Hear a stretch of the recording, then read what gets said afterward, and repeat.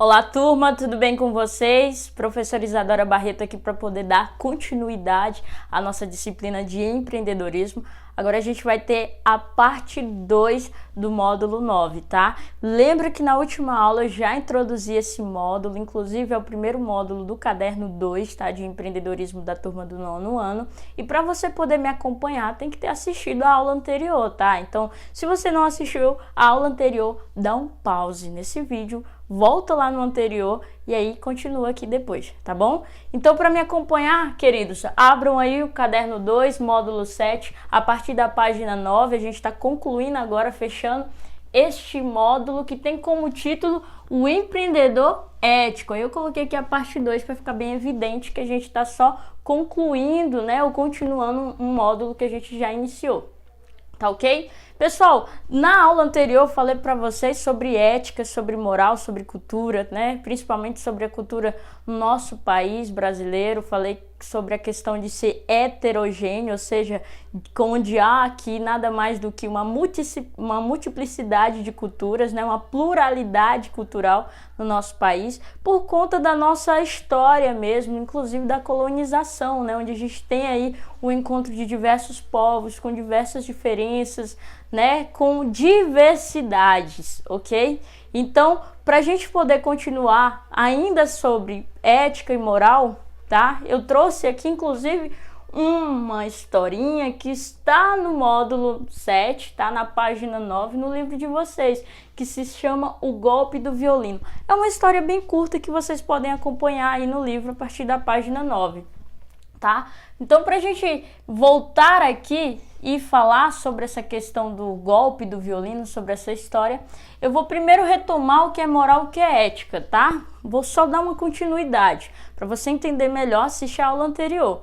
Gente, moral e ética são duas coisas, o que? Como eu já falei, diferentes, tá? Moral e ética são duas coisas diferentes. Vou até colocar assim de uma forma mais bonitinha. Sim, ó, pronto.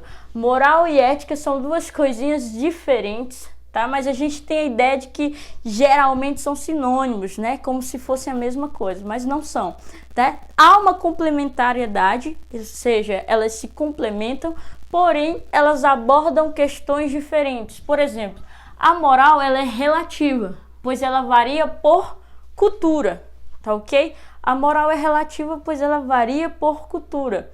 Isso significa que a moral brasileira é uma moral diferente da moral do país lá do Japão, da sociedade, por exemplo, americana, da sociedade chinesa, enfim, dependendo da sociedade que você está analisando, você vai estar diante de uma moral diferente, com hábitos e costumes diferentes, com comportamentos, regras morais, valores morais diferentes, tá? Então, a ética, ela é relativa, pois ela varia por cultura. Depende de qual cultura eu estou aí analisando, né?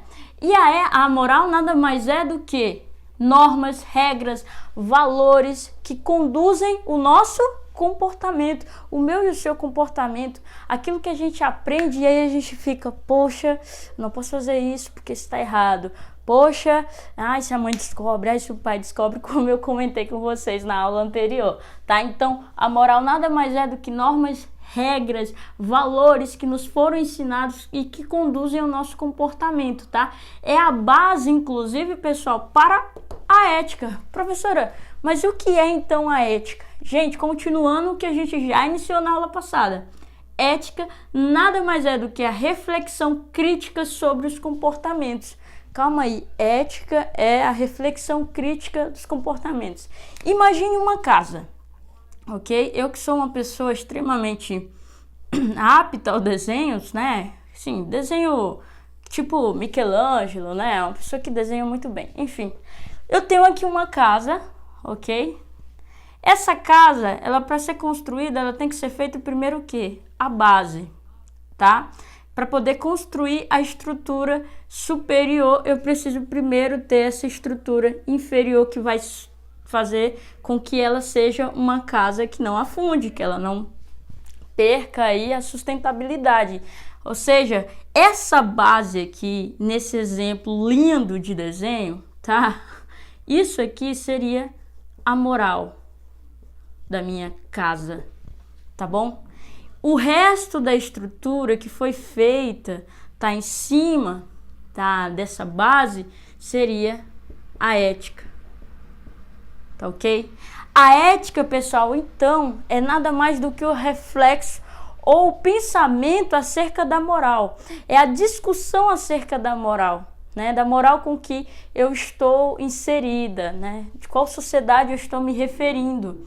Então, a ética, ela nada mais é do que o reflexo da moral. Eu preciso primeiro ter essa base para que eu possa falar sobre ética. A ética é aquela que diz assim, nossa, esse comportamento é bom ou é mal? Esse comportamento, ele é errado, ele é justo ou ele é injusto? Certo? É a ética que faz isso, porque antes a gente teve uma base, já nos estabelecendo e dizendo o que é correto, o que é incorreto, o que é mal, o que é ruim. A ética, então, faz essa verificação. Ela tem como base a moral e, por isso, analisa as nossas ações. E aí? Essa ação é boa, é ruim, é justa, é injusta? Certo? Então, vamos continuar aqui, né, em relação ao golpe do violino, que é o que está lá na página 9 do livro de vocês, módulo 7, que trata-se nada mais do que uma história de uma mulher que leva um instrumento musical para penhorar esse instrumento, tá? Que pertencia ao seu avô. Ela diz que tem um grande valor sentimental, deixa lá o instrumento e diz que vai voltar daqui a alguns dias. Esse instrumento, se eu não me engano, é um rabecão, né? Semelhante aí a um violino. O que acontece? Ela combinou com um homem, tá? Para poder, enquanto ela sai, né? Enquanto ela deixa esse instrumento musical lá, esse homem vai lá depois e diz que é um grande colecionador, e que observa aquele instrumento e diz, nossa, esse instrumento aqui é valioso, eu sou colecionador, né? E isso aqui eu quero na minha coleção. E gera no dono da loja, onde a mulher deixou ali o instrumento musical, gera no dono da loja o quê? Uma ideia. Poxa, eu vou comprar esse instrumento musical e depois eu vou vender para esse colecionador que está dizendo que vai voltar aqui. Então, quando ele faz isso, ele está nada mais do que tendo ali a ideia, né? O vendedor, aliás, o dono da loja, está tendo nada mais do que uma ideia de quê? De oportunidade. Essa ideia de oportunidade só surgiu porque esse falso colecionador veio e disse que era valioso, afirmou que era valioso ali aquele produto e que voltaria depois. Gente, o golpe do violino acontecia muito aqui no Brasil, tá? Quando se tratava de questões de penhora. E o que é a penhora? A penhora é você deixar lá aquele produto, tá? Por algum tempo, depois você tentar vender esse produto por um determinado valor, tá? De forma bem simples e objetiva para você entender o contexto aqui. O que acontece ali? Trata-se nada mais do que um engano, tá? E esse engano, ele é doloso. Esse casal, esse homem e essa mulher que está fazendo aquilo ali, nada mais trata-se de um acordo entre eles de tentar ali enganar, e conseguiram enganar, segundo a história, esse dono da loja da penhora, né, de penhora. Porque o dono da loja, quando a mulher vai buscar o violino ali, né, quando vai buscar aquele instrumento musical, ele oferece para ela um vantajoso valor pelo instrumento, com base naquilo que aquele fictício, né, daquele homem disse que era colecionador, falou para ele que valia o instrumento musical. Isso tudo aqui, pessoal, nada mais é do que um golpe, tá? E isso se trata de um engano doloso, ou seja, é deliberado, ou seja, é intencional, tá? Esse golpe aí foi intencional.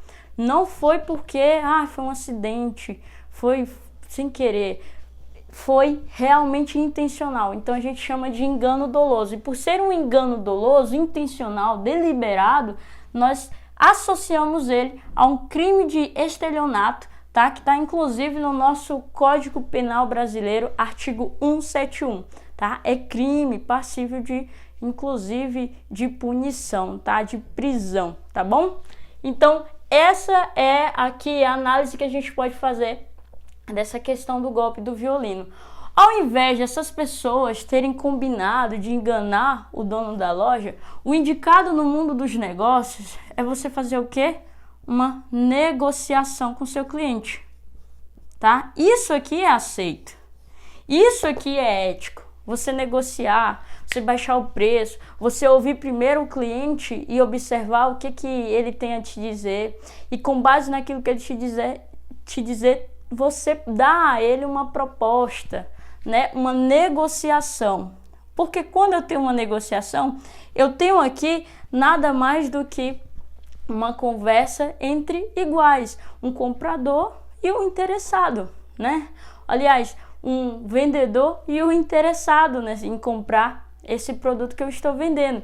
Então, há aqui uma igualdade de negociação. Aqui não, aqui foi um engano. Aqui não, aqui foi um crime. Aqui foi uma tentativa, né, que deu certo, né, inclusive nesse exemplo, de enganar e vender um produto que não tinha aquele valor que a pessoa disse que tinha, tá bom? Então, o que é aceito no mundo do empreendedorismo, que vai diretamente com o ser ético, que vai diretamente com o ser moral, que é aceito, que é válido? Negociar. Lembre-se disso, tá? Quando você estiver aí com algo para vender, com algum negócio para fazer, negocie.